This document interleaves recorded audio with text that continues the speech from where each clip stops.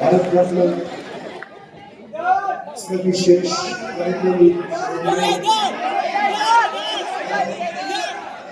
हर बोलते हैं हर बार, इसीलिए इधर बैठे हैं। आदरणीय अटल जी की स्मृति में आयोजित समारोह में मंच पर उपस्थित और आदरणीय अटल जी की अजात शक्ति के वास्तविक और संसदीय उत्तराधिकारी, देश के यशस्वी रक्षा मंत्री आदरणीय राजनाथ सिंह जी, विश्व में राम राज्य की परिकल्पना जिस वस्त्र विन्यास को धारण करके महाराज भरत ने लागू की, उसी वेशभूषा में मंच पर बैठे प्रदेश के यशस्वी मुख्यमंत्री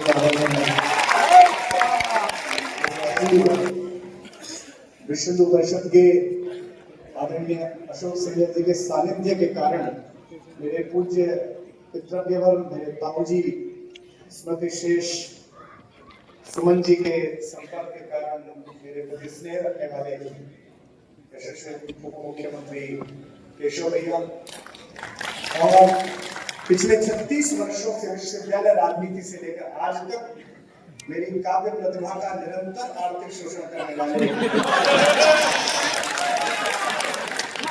प्रदेश के यशस्वी मुख्यमंत्री श्री ब्रजेश हमारे पश्चिम उत्तर प्रदेश के एक सितारे और भारतीय जनता पार्टी का प्रदेश नेतृत्व संभालने वाले गोविंद भैया, तमाम मंच पर बैठे हुए आदरणीय जी, सभी महत्वपूर्ण लोग बैठे इस कार्यक्रम में। मैं वर्ष में एक बार आदरणीय रक्षा मंत्री जी आता हूँ, लखनऊ एक ही बार आता हूँ, वो भी फ्री में, तो ये कह देना आवश्यक है क्योंकि आज सारा जो मीडिया आया है इसलिए भी आया है कि रक्षा मंत्री जी आए हैं, अटल जी का 100वां जन्मदिन है, आदरणीय मुख्यमंत्री जी और महत्वपूर्ण लोग हैं। लेकिन मेरा पिछले 5 दिन का अनुभव ये है कि मीडिया इसलिए भी आया है कि इन सब की उपस्थिति में मैं कुछ बोलूं और उसमें से 20 सेकंड का काटकर चलाया जा सके। आशा करता हूँ कि कैमरा के जितने भी लोग हैं हमने पर्याप्त अवसर देंगे। मेरे प्रति बड़ा स्नेह अटल जी का नाम, और कभी अगर प्रधानमंत्री भी बन जाए तो वो कभी रहता है। मैं जब प्रधानमंत्री पद पर सुशोभित थे तो महीने में एक बार, 2 महीने में एक बार जब भी समय मिलता था तो सर्वश्रेष्ठ प्रमोद जी के माध्यम से वो दिल्ली में रहने वाले, एनसीआर में रहने वाले जिन 3-4 कवियों को बुलाकर उनको सुनते थे और कुछ अपना लिखा हुआ सुनाते थे। उनमें सबसे कम वयगा और बिल्कुल अल्पज्ञ बालक के रूप में उनका स्नेह मुझे मिला। ये मेरा सौभाग्य है, जैसा कि जी ने उल्लेख किया था। यह भी सौभाग्य है कि जिन महली विभूतियों को पूरे भारत में लाखों लाख लोग प्रतीक्षा करके सुनते हैं, उन महली विभूतियों ने मुझे समय दिया कि मैं यहाँ अपनी बात कह सकूं। एक कवि की काव्य पाठ है, एकल काव्य पाठ है, यह भी कारण हो सकता है कि बाकी ने पैसे मांग लिए हों, लेकिन मैं सबका सामर्थ्य मानता हूं। आदरणीय मुख्यमंत्री से अनुरोध करता हूं कि इन्होंने शासन व्यवस्था बहुत अच्छी की, कानून व्यवस्था बहुत अच्छी की, उप मुख्यमंत्री की वित्तीय हालत को भी थोड़ा सुधारें। केवल काव्य पर पढ़ने वाले से ब्राह्मण का पता हो सकता है। मुझे लगता है कि जिस दिन बजट जी देना शुरू कर देंगे उस दिन ये बातचीत का क्रम बंद हो जाएगा। शायद इसी में उन्होंने संकल्प कर रखा है, उन्हें देना ही नहीं है। मैं तो ये प्रक्रिया पढ़ता हूँ, जब कभी अटल जी के बारे में बात करते हैं या किसी भी सफल व्यक्ति के बारे में बात करते हैं तो हमें लगता है कि सफलता एक दिन में प्राप्त होती है। ये सफलता एक दिन में प्राप्त नहीं होती, वर्षों लगते हैं, संघर्ष लगता है, और समूह और सामने बैठे हुए लोग अक्सर सफलता के सितारे देखते हैं, असफलता का एकांत उदाहरण कोई नहीं देखता। उस एकांत उदाहरण से जब सफलता निकलती है तो उसे चकाचौंध भाव से पूरा विश्व देखता है, पूरा प्रदेश देखता है, पूरा भारत देखता है। अटल जी भी इसी सफलता के मानक पर चढ़े और मंच पर जो लोग बैठे उन्होंने भी यही सफलता प्राप्त की। इस कार्यक्रम में एक अनुभव मुझे बार-बार ऐसा भी होता है, जब भी भाषण होते हैं, विशेष रूप से भूपेंद्र जी का जब भाषण होता है तो मुझे लगता ही नहीं कि एक सम्मेलन है। मुझे लगता है थोड़ी देर बाद भूपेंद्र जी सब आज उन्होंने विस्तार की सारी भूमिकाएं नहीं बताई, उसके लिए मैं उनका आभारी हूँ। मैंने सुना कि जगत को जीतने के बाद मैंने सुना कि महासमर महाभारत में गीता का वाचन करने के बाद 5 निर्वासित राजकुमारों को विजय दिलाने के बाद जरासंध और शिशुपाल जैसे राक्षसों के वध की परियोजना को पूर्ण करने के बाद योगेश्वर कृष्ण एक बार ब्रज लौटे थे। उस भावभूमि पर मैं एक गीत विशेष रूप से सुनाता हूँ, क्योंकि मंच पर वे सभी लोग बैठे हैं जिन्होंने अपने अपने जीवन के महासमर में कृष्ण की भूमिका निभाई है। यहाँ बहुत सारे लोग ऐसे हैं जिनके जीवन में और रस था, लेकिन लोक मंगल के उन्होंने रस का त्याग किया। जब कभी गुजरात जाता हूँ तो गुजरात के लोगों से शिकायत जरूर करता हूँ कि आपसे ये शिकायत है कि हमने हंसता गाता गुनगुनाता बांसुरी बजाता हुआ कन्हैया आपको सौंपा था, आपने से द्वारिकाधीश तो बनाया और उसकी बांसुरी भी छीन ली और उसकी राधा भी छीन ली। सुनते हैं कि कृष्ण ब्रज लौटे और ये खबर उनके वियोग में आंख खोज की राधा को प्राप्त हुई। किसी ने कहा इस बार तीज के मेले में कन्हैया आने वाला है। तब तक राधा अपने नेत्रों की ज्योति लगभग हो चुकी थी। इसकी प्रारंभिक 2-3 टिप्पणियों पर आपका नाल मेरी भूमिका तैयार कर देगा। तो किसी ने कहा कृष्ण आने वाले हैं, राधा चुप रही। उसके बाद वो समय भी आया जब कृष्ण आने वाले थे। आज मुख्यमंत्री जी आते, रक्षा मंत्री जी आते, तो बाहर तक पता चल जाती है कि विशेष अतिथि आए हैं। वो तो सम्राटों के सम्राट थे, पूरे मेले को पता चल गई, गोकुल को पता चल गई कि कन्हैया आ गए हैं। कोई दौड़ती हुई सखी राधा की कुटिया पर गई और कहा राधा कृष्ण आ गया। राधा चुप रही। फिर राधा की कुटिया का पता ढूंढते हुए स्वयं योगेश्वर कृष्ण वहां तक पहुंचने को उद्यत हुए। आधे रास्ते में फिर एक सखी भागी गई और कहा राधिका तेरा कन्हैया आ गया। राधिका फिर भी चुप रही। जब कुटिया के द्वार पर अश्रुपूरित नेत्रों से कृष्ण खड़े हुए और उन्होंने म्लान राधा को दीप्ति वाले चेहरे के साथ देखा, तो राधा की सबसे प्रिय सखी विशाखा ने राधा के कान में कहा दादी जिसके लिए रो रो कर आंखें खोदी वो कन्हैया आ गया है। तो राधा ने जो उत्तर दिया वो मेरे गीत की भूमिका है। आपकी ध्वनि बनाएगी कि आपको भूमिका कैसी लगी। कहा कि कन्हैया आ गया। राधा ने कहा जगत पर आया है, जब बाह पर आ जाएगा तो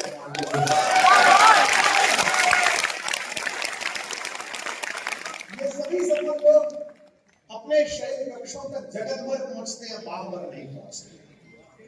जमाने भर की चिंताएं रहती हैं। हम सब जो लोग अंतरंगता के व्रत में आते हैं, हम सब जानते हैं कि देश की रक्षा सीमाओं की सुरक्षा के लिए दिन रात उद्यत रक्षा मंत्री जी किस मानसिकता में पिछले 1 वर्ष से काम कर रहे हैं, हम सब जानते हैं। लेकिन उनकी दृढ़ता में, उनके चाल में, उनके संकल्प में, उनकी वाणी में जरा कल्पना आप अनुभव नहीं कर सकते।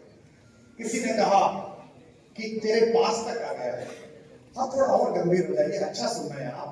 पहुंच कर कृष्ण ने कहा राधिका मैं तेरा कन्हैया।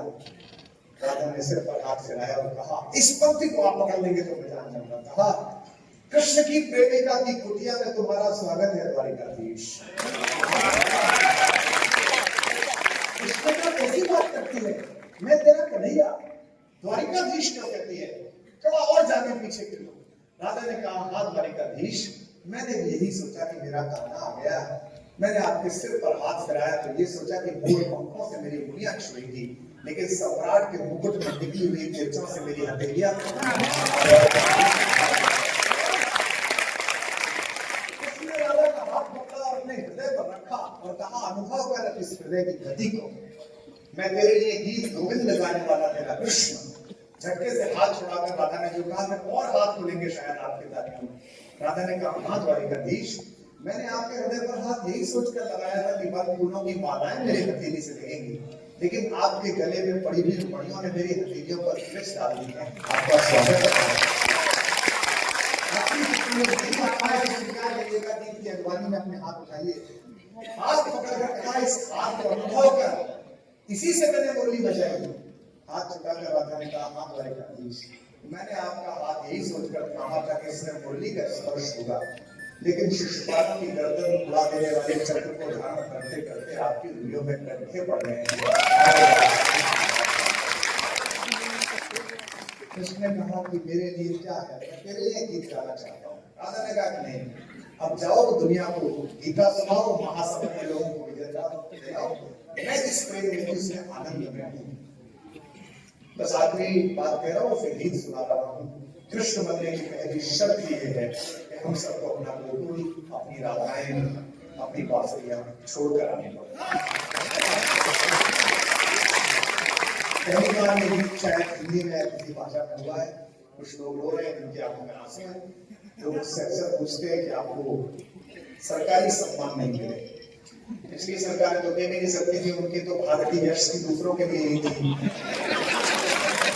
लेकिन मैं ये मानता हूँ कि इतने महनीय श्रोता सुने और इतने महनीय श्रोता हो पाए, ये किसी भी बड़े सम्मान से कम बात नहीं। सुनिए गीत सुनाता हूँ कि कृष्ण क्या कह रहे हैं, आप सब भी गुनगुनाइए और कहते हैं। मंच का विशेष कृष्ण ने राधा से कहा, मथुरा छूटी आनंद के साथ सुनिएगा। मैं जानता हूँ कि सारी आप सुनी होनी है, लेकिन इस समय महफिल कैसी है आप लोग बहुत महफिल का शहरसवार वक्त दाखिला नहीं, महफिल में बैठने का सलीका भी चाहिए।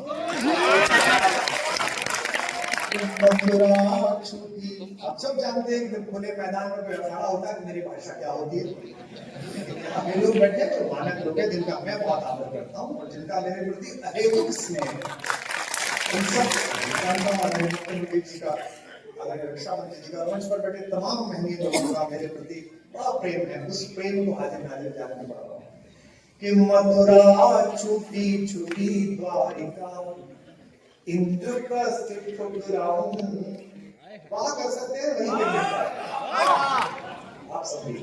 अब मंच से अनुरोध करूंगा कि आप लोग जरूर वहां करते हैं, क्योंकि पार्टी का कार्यकर्ता पहले नेता की तरफ देखता है। मथुरा छूटी सरकार में बहुत होता है, हमने भी दुर्भाग्य से एक बार चलाई थी। बच्चा के मैच का आगे चुटकुला सुनाता था तो 85 वाला हंसता ही नहीं था। दुनिया में क्या हंसी। मथुरा छूटी छूटी द्वारिका, इंद्रप्रस्थ ठुकराऊं। मथुरा छूटी छूटी द्वारिका, इंद्रप्रस्थ ठुकराऊं। बंसी छूटी गोकुल छूटा, कब तक चक्र उठाऊं। बंसी छूटी गोकुल छूटा, कब तक चक्र उठाऊं।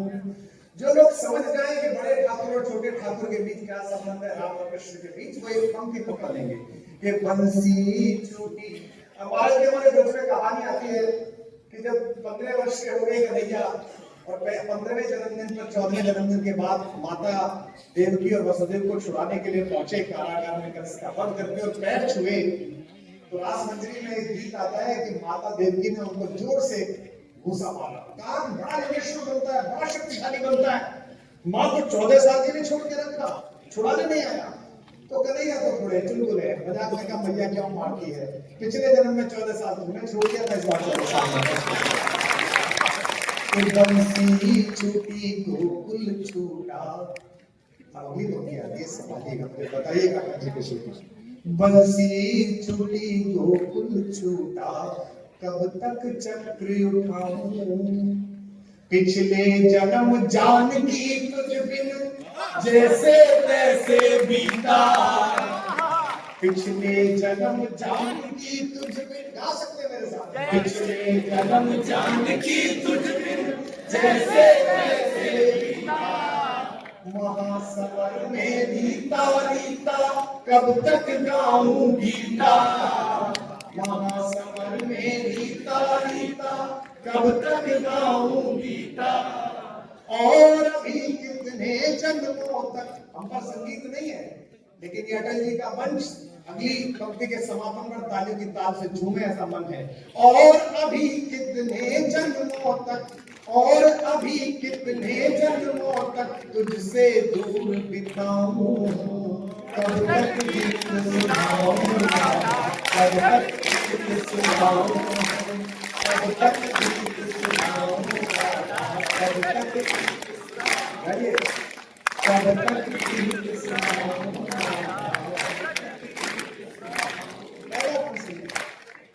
बचपन से प्रभुता का बोझा ढोते कटी जवानी। क्या बात। अपेक्षाएं आपको बहुत कष्ट सौंपती है, अपेक्षा हो जाए तो बड़ा कष्ट है। आपके पास एक प्रतिभा और जगत आपसे अपेक्षा करे तो बड़ा कष्ट है। कि बचपन से प्रभुता का बोझ ढोते कटी जवानी, हर पल षड्यंत्रों में उलझी सांसें आनी जानी, युग की आंखें अमृत पीती रही मुझे तक तक कर। ये पंक्ति संभालिए लखनऊ के लोग। युग की आंखें अमृत पीती रही मुझे तक तक कर, अधर मधुर देखे सबने पर पीड़ा ना पहचाने, अधर मधुर देखे सबने पर पीड़ा ना पहचाने। ये बड़े बड़े घर, ये बड़े बड़े नेमते और इनके पीछे का अकेलापन मंच अनुभव करता है। मैं किसी का संकेत नहीं कर रहा, आप समझ जाएंगे। अधर मधुर देखे सबने पर पीड़ा ना पहचाने, इस पीड़ा को यार सुदामा, इस पीड़ा को यार सुदामा कब तक महल दिखाऊं, कब तक गीत सुनाऊं राधा, कब तक गीत सुनाऊं, कब तक गीत सुनाऊं राधा। एक दूसरा बहुत अच्छा लगता है सुनने, छोटा सा गीत है, समय की मर्यादा समझता हूँ सुनने का। पहली पंक्ति को कविता की तरह सुनिए, ताकि इस कार्यक्रम में दो भाग थे, उसमें कविता पाठ भी जाते हुए जीवित रहे। कि दो माओं ने लाड़ लड़ाया, कि दो माओं ने लाड़ लड़ाया, दो चेहरों ने चाहा। आपकी बात है उनकी व्यस्तता समझता कि दो माओं ने लाड़ लड़ाया, दो चेहरों ने चाहा, फिर भी भरी द्वारिका में मैं खुद को लगा पराया, फिर भी भरी द्वारिका में मैं खुद को लगा। हर कार्यक्रम में आप जाइएगा तो आपको शॉल पहनाया जाता है, आज तो वही था। फिर अक्सर लोग कहते हैं कि ये जो आपको कपड़ा पहना रहे हैं, महाराज जी जब आए थे तो उनको भी यही वाला शॉल हमने पहनाया था, इसी सिल्क का। प्रधानमंत्री जी आए तो अक्सर उनको पहनाया था। साल भर होते होते हम सबके घरों पर इतने सारे शॉल इकट्ठे हो जाते हैं, जिन्हें हम हरिद्वार में रात्रि के समय अपने जन्मदिन पर सोते हुए साधुओं, नगर में विश्राम कर रहे आश्रयहीन लोगों को उड़ाते आते हैं, अक्सर हर साल ये करते हैं। लेकिन इस एक क्रिया को मैं कविता में मान रहा हूँ कि कृष्ण का अकेलापन क्या है। मुझे अभी भी आपसे और अपेक्षा है बस की निवेदन करता हूँ कि दो माओं ने लाड़ लड़ाया, दो चेहरों ने चाहा, फिर भी भरी द्वारिका में खुद को लगा पराया। मेरा क्या अपराध कि मेरा गांव गली घर छूटा। मैं जानता हूं कि एक सन्यासी स्वयं नदी के तीर पर खड़े होकर अपना पिंडदान करता है, लेकिन कितना भी संन्यास हो जाए, देवभूमि उत्तराखंड के उन गांवों की महक को महाराज जी आपके हृदय तक आती है। संकल्पों के कारण जिस एक रसमय संबंध को आपने इसलिए चुना कि आप एक संकल्प जी रहे हैं, और यही कारण है कि हमारे पास पिछले इतने वर्षों से किस्से नहीं है मुख्यमंत्री के भाइयों के, भतीजों के, भांजों के, चाचाओं के।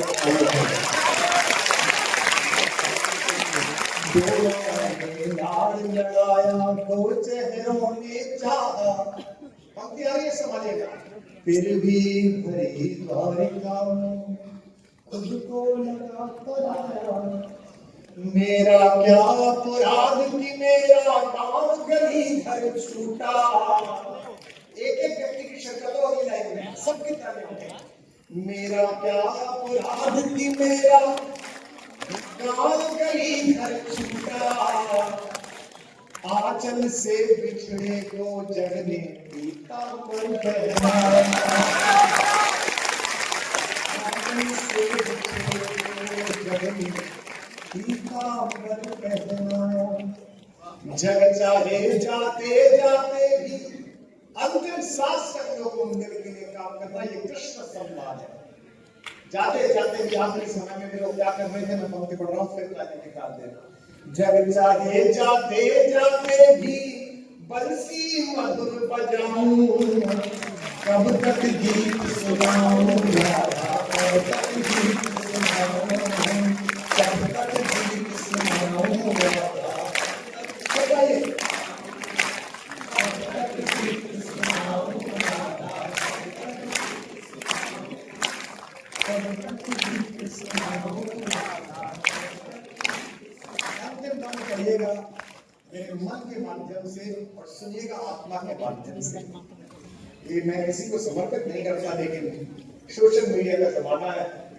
2 घंटा 23 मिनट बोला मैं 4 दिन पहले, 20 सेकंड चला, 20 और उसमें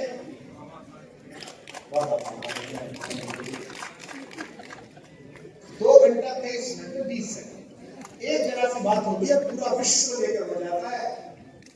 एक छोटा सा मुझे स्मरण आ गया, आदरणीय मुख्यमंत्री जी, आदरणीय रक्षा मंत्री जी, मेरे को आदत है फेसबुक ट्विटर पे लिखने के बाद 5 बिंदी लगा देने की। तो मैं एक बार बम्बई जा रहा था तो मैंने एक वाक्य लिखा, 5 बिंदी लगाई, फिर सोचा यही वाक्य कॉपी करके ट्विटर पे लगा देता हूं, लेकिन वो कॉपी की जगह कट हो गया और तब तक वो योग वाला घूमने लगी है कि बंद करिए मोबाइल। तो मैं अच्छे नागरिक की तरह बंद करके बैठ गया। अब 2 घंटे बाद उतरा तो घटना है कि 5 बिंदु चुपके हुए कुछ नहीं लिखा और आनंद तो लेंगे कि नीचे 2000 कमेंट। यही तो विद्वान आदमी की पहचान।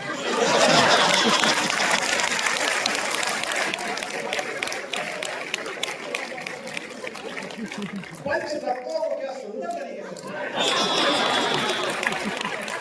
एक तरह का नहीं, आजकल तुम्हारे आध्यात्मिक हो गए, ये तेरी कुटीर में रहे, ये 5 वृक्षों की चर्चा है, कुछ भी चल रहा है। आपसे एक अपराध अनायास इसी के माध्यम से हो जाता है, अपयश में रुचि लेने के लिए पूरा संसार, लेकिन आपने जितना पुरुषार्थ किया है, आपने जितनी क्षमता और मेहनत की है, उसकी कृतज्ञता देने के लिए संसार बहुत संजीव। मैं अंतिम पंक्तियां पढ़ता हूँ, उन लोगों के सम्मुख पढ़ रहा हूँ जिनको यश और अपयश होने का अभ्यास है। तब कब तक गीत सुनाऊं राधा, कब तक गीत सुनाऊं। अब ये सुनिएगा, ये कृष्ण भी कह रहे हैं और दिल्ली राजधानी क्षेत्र से आया हुआ एक कवि भी कह रहा है, जो विभिन्न क्षेत्रों में टहल के आया कि जब भर के अपराध सदाई अपने शीश उठाए। मंच पर जितने जनप्रतिनिधि बैठे, नीचे जितने जनप्रतिनिधि बैठे, इनको मैं यही अनुरोध कर सकता हूँ कि जगत के अपयश से कभी विचलित मत होइएगा। अगर आपने सत्य है तो एक टाइटल उसकी आवाज चलेगी। जब भर के अपराध, आज मैं सुबह से देख रहा हूँ हमारे वामपंथी मित्र, हमारे कांग्रेस के मित्र अटल जी की कितनी प्रशंसा करते हैं। और अटल जी जब थे तो ये लोग क्या बोलते थे, हम भी देखते हैं। अटल जी थे, अटल जी बहुत कट्टर थे। फिर आदरणीय अडवाणी जी का पार्टी राजनीति प्रवेश हुआ, अटल जी बहुत अच्छा। उसके बाद आदरणीय प्रधानमंत्री जी का प्रवेश हुआ और अटल जी अडवाणी जी बहुत अच्छे। और आदरणीय मुख्यमंत्री जी को समय दूर नहीं है जब प्रधानमंत्री जी बहुत अच्छे हैं।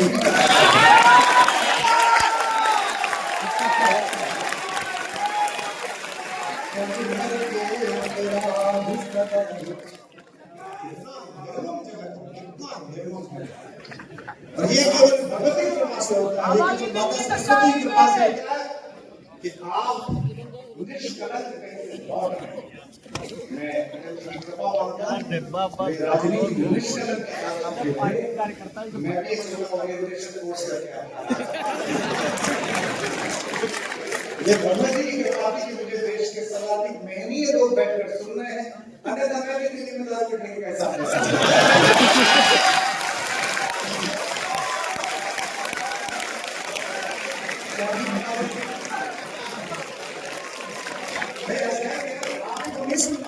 खबर चाहिए। भर के अपराध सदाए। सुनिएगा काल पंक्ति, आप जीवन भर ना भूल पाएंगे आज की शाम।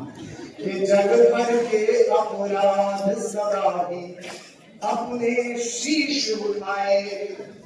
हम 10वीं में थे, रक्षा मंत्री जी इस बात से चिंतित रहते थे कि दिन रात मेहनत करने के बाद भी हमारे जितने नंबर आते थे जितने नकल करने वाले।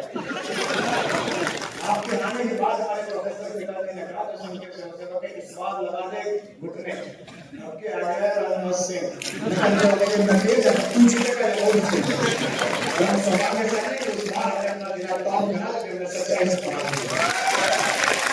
कि जब के अपराध सदाए अपने शीश उठाए। गाना इसको पहली पंक्ति पर नौस्ता कर देना। जग भर के अपराध सदाए अपने शीश उठाए। जब तक तैयार नहीं करोगे तब तक दूसरी लाइन नहीं सुनोगे। जग भर के अपराध सदाए अपने शीश उठाए। रस का माखन सबने चाहा चोर हमी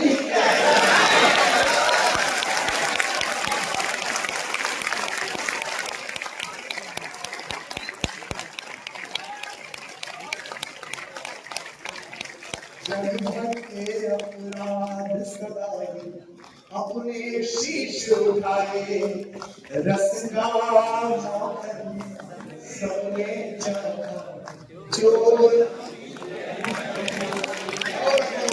रस का माखन सबने चाहा चोर। जग भर के अपराध सदाए अपने शीश उठाए। 5 दिन काम पर बोलो 3-3 घंटे अध्याय में हाजिरी लगेगी। 3 बजे 15 घंटे 15 घंटे में नरक शासक को एक लाइन नहीं मिली। 20 सेकंड में 20 और गुस्सा आगे बढ़े पूरे भारत की समस्या एक तरफ मैं एक तरफ। मुझे पता है कि आज के बाद में अतिसार होने वाला है। क्यों दिक्कत नहीं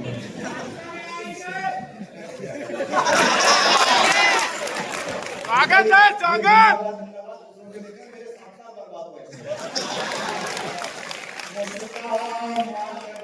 सबने चाहा चोर वही कहलाए। और सुनिए अंतिम 2 पंक्तियां करें 2 पंक्ति पढ़ के विराम लूंगा। इस पर भी 1 मिनट तक कि रस का माखन सबने चाहा चोर वही दिल्ली से भी जोड़ना, दिल से भी जोड़ना और कृष्ण से भी जोड़ना।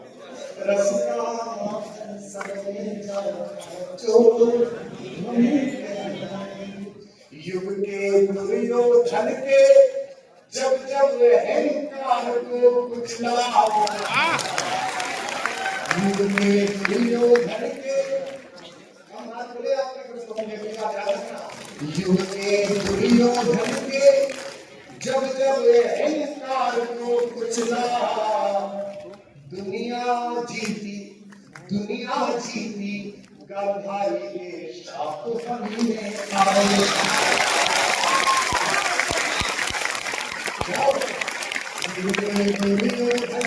जब जब अहंकार को कुचला। दुनिया जीती गांधारी के शाप।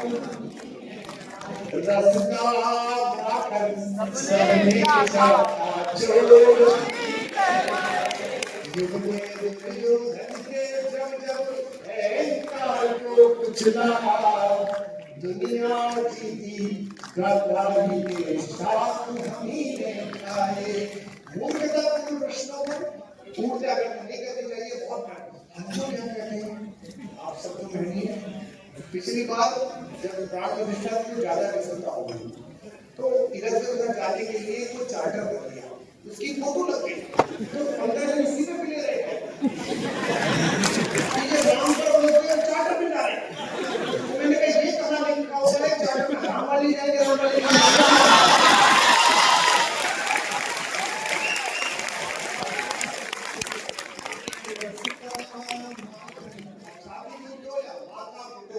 भारत के सांस्कृतिक पुनर्जागरण का वर्ष तय हो गया है।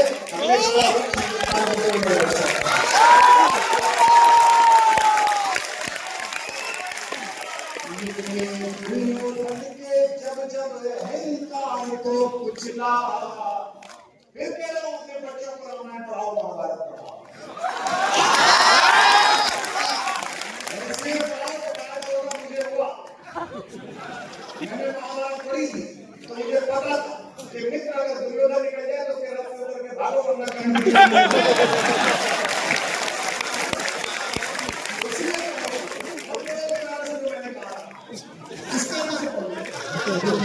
दुर्योधन के जब जब अहंकार को कुचला, दुनिया जीती गांधारी के 37 हो गए वंश में, 30 साल उन्होंने जो शिक्षाएं की उसका कोई मायना नहीं। खुद ही करते रहे, खुद ही बढ़ते रहे, अकेले बोलते रहे।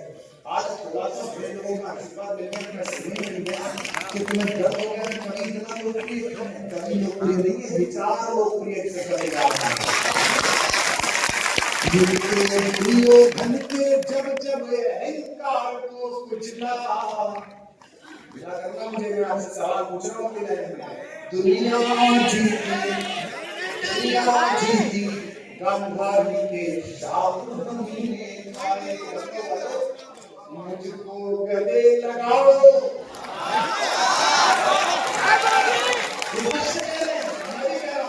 मुझको गले लगाओ, या बस मैं ही गले लगाऊं, तब तक गीत सुनाओ, तब तक गीत सुनाओ, तब तक गीत सुनाओ, तब तक गीत सुनाओ, तब तक गीत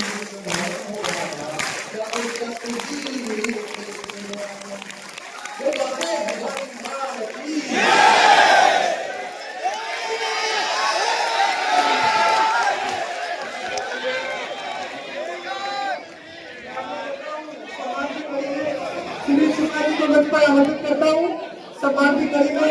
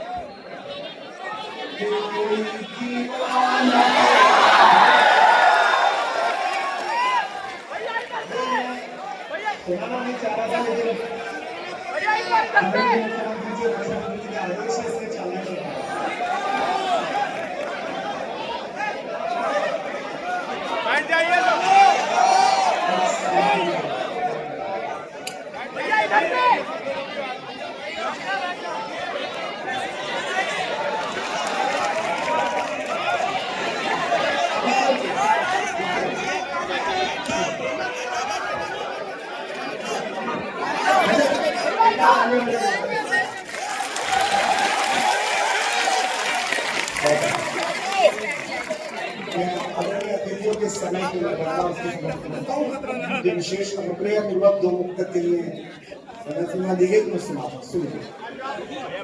मेरे जीने में मरने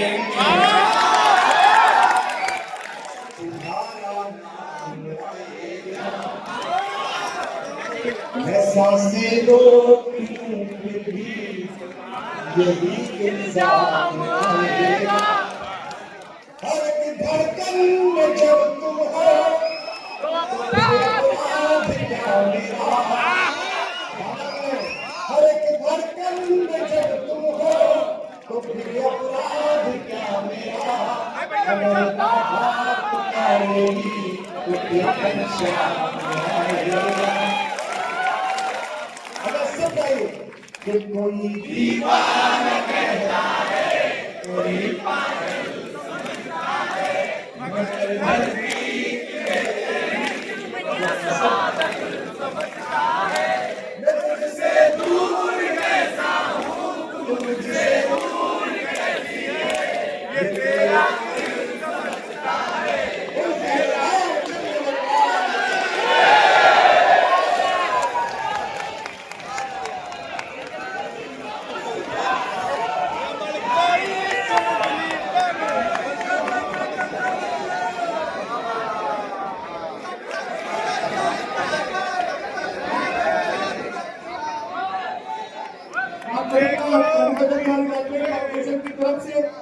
आज के इस काव्यमयी संध्या में काव्य गंगा में गरिमा में उपस्थिति के लिए मंच से आपका हार्दिक आभार एवं अभिनंदन व्यक्त करता हूँ। आभार व्यक्त करता हूँ माननीय मुख्यमंत्री जी का, माननीय रक्षा मंत्री जी का, माननीय उप मुख्यमंत्री जी का, माननीय प्रदेश अध्यक्ष जी का और आप सभी का बहुत बहुत धन्यवाद। जय भारत, जय श्री राम।